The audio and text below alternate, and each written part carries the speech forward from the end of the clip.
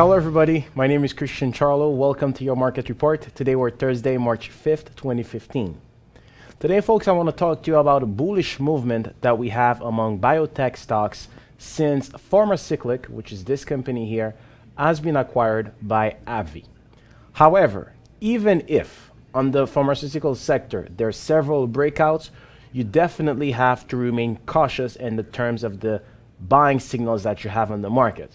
So what we're going to do in this chronicle, we're going to take a look at, first of all, the stocks that are breaking out that are nice, the strategy you should adopt to minimize the loss potential, and also the type of stocks that could break out and the type of stocks that you should avoid even if they are breaking out. Because if we take a look at the market situation here, we see that despite this bullish cycle on the pharmaceutical sector, the S&P 500 remains neutral and the Nasdaq index remains neutral. So this is actually a signal where you should actually continue to remain cautious in your buying opportunities. So let's start with some of the best buying signals that we have. There's Curis. Curis could actually be one of the best buying signals that you have on the market. If we take a look at Curis though, if you're buying that stock today, your exit point should be where? At $3 on the reversal of this upward trend. So that will be an 8% loss potential in Curis. If the rally continues, that will be actually an opportunity to be able to take some profit on that stock whenever it makes a 5 or 6%. That should trigger a first round of profit taking on a stock like Curis. Biotechs. Look, Biotechs, it's surging by 15.33%, which is a big percentage. So what you should do in Biotechs, there are two things you should take into account. First of all, if you put let's say a Fibonacci retracement from that top to that bottom, you see that that stock could actually reach its 50% Fibonacci retracement around 94 cents. So from 81 cents to 94 cents, if the rally continues, that is actually a great percentage. However, because it's already surging by 15.33%, instead of putting your stop loss below that support at 60 cents, which will make the loss potential too great, what I would do, I'll put my stop loss around 72 cents if ever the stock loses all of today's gains. So that's the strategy in Biotechs. Target 94 cents, 72 cents as the exit point on Biotechs because it's already surging by 15.33%. Prima Biotech, same scenario. Actually, what I like with Prima Biotech is that on a yearly basis, the stock is clearly reversing an important downward trend. So it's definitely a bullish momentum on a stock like that. 14% increase, so same strategy as Biotech, meaning that if ever we lose all today's gains, we go below 210, you put your exit point on a stock like that instead of having to wait until 190. So it's all about minimizing the risk on those stocks that are actually really explosive in the biotech sector. Actually, there are some stocks that could break out. This is the list of those stocks such as Epizyme, if it goes above $25. Arad Pharmaceuticals, if it does go above $8.35 or $36. It made an attempt to do so, but got back with insider information, so you have to remain patient on that stock, higher than only $8.36, with an exit point at $7.70 on the break of that former resistance, which also corresponds now to a support on Arad Pharmaceuticals. Immunogen is also another company you should watch, $8. That's going to be the go for a stock like that. As an exit point, $7.30 on a stock like Immunogen. Now, there are some stocks that you should avoid. For instance, Regulus Therapeutics, yes, it's clearly breaking an important resistance, and we stayed within the sideways formation for a while, and we know the theory, the longer we stay within the sideways formation, the better is the technical signal that will come out of it.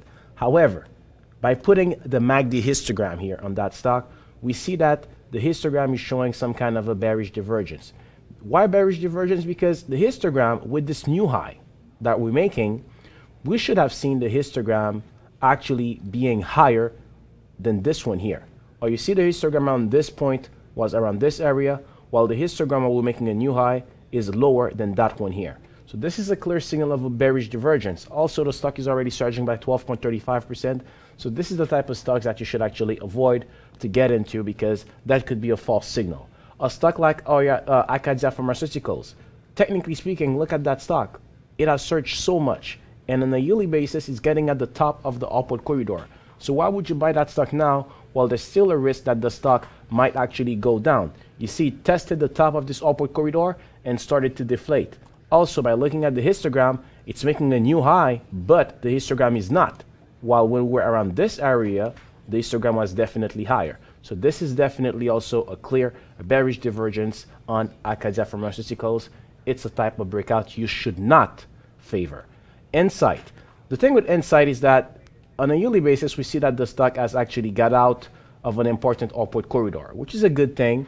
The stock did stabilize, and now it's breaking out again. But the thing is, I'm seeing this histogram here. I'm not so sure with Insight. I see some kind of a bearish divergence. But the fact that it was not able to go within that upward corridor, not go below $85, might be a point where you might actually say, you know what, why not give it a shot? But it's because of the bearish divergence that I don't like that stock here on Insight. So Insight would not be a stock that would favor on marketgurus.tv. Actually, on a stock like that, we will definitely let it go. But if you actually want to build up your positions, well, $85 maximum should be the point where you should get out on Insight, and I don't particularly like the type of stock like that.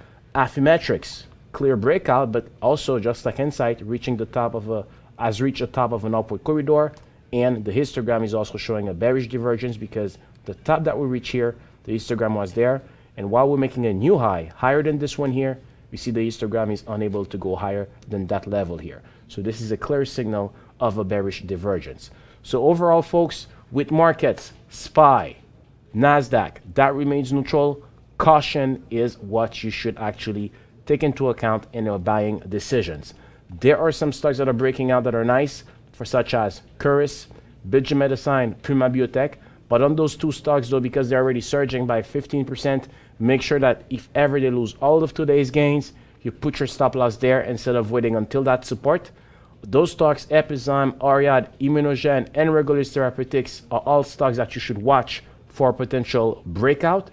And the type of stocks you should not favor are those stocks here. Can we take out my picture so I can show those stocks, please? So there's Acadia Pharmaceuticals that you should actually not buy because we have a bearish divergence, Insight, and also Affymetrix. So it's all about remaining cautious. And by looking at the MACD histogram, it's actually a strategy, a technical pattern that you could use to actually detect the signals that have a higher probability of continuing the rally or the signals that actually tend to be false one. So that's it, folks. See you next week on this Chronicle. MarketGurus.tv that you can have access for free for 10 days just by clicking at the link below. We did publish that movement earlier during the day. So if you bought some positions earlier at some stocks like Medicine or Prima Biotech, you're making some money today. But getting in today on those stocks, make sure that you put all your stop loss if ever we lose all today's gains to avoid having to tolerate a bigger loss potential. So I wish you good trading and see you next week for your market report.